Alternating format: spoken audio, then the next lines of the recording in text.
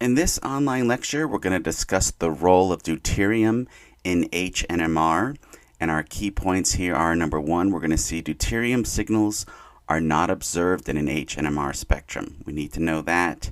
And number two, we're going to see that substituting deuterium for a hydrogen is a technique used to simplify an HNMR spectra or to simply verify signals.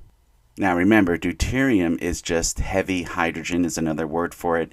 It's simply a hydrogen atom that has one proton, one neutron, and one electron. So let's understand our key points here.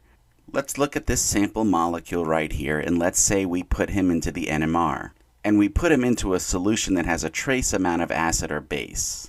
If we're interested in the HNMR of this molecule, then labeling our hydrogens, we would call this the A-type hydrogen right here.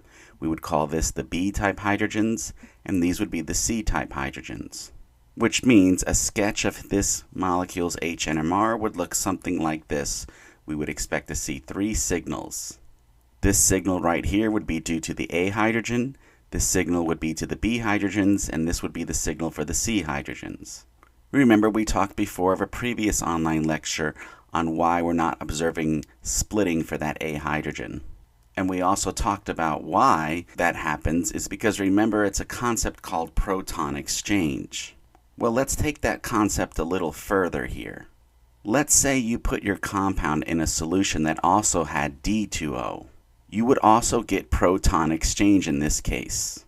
But this time the exchange that's taking place is that we're taking off a hydrogen from our alcohol and replacing him with a heavy hydrogen deuterium.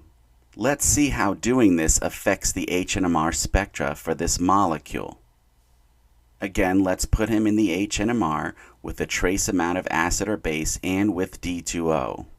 The key thing to understanding this is that deuterium is not affected by the NMR and is therefore not going to be detected. So what does that mean? If we run the spectrum here, we expect to get this as a result.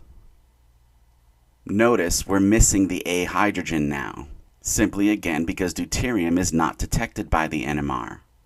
The fact that deuterium is not detected by the NMR can be very valuable to us in certain situations. For example, let's say we have an unknown substance in the NMR and we run the spectrum and we notice that there's two peaks near the 5 ppm mark. If we suspect that our unknown molecule is an alcohol, we might not know which peak near the 5 is due to the OH hydrogen. So to be sure, we can put our sample in a solution that has D2O, we can let proton exchange happen and rerun the sample in the NMR.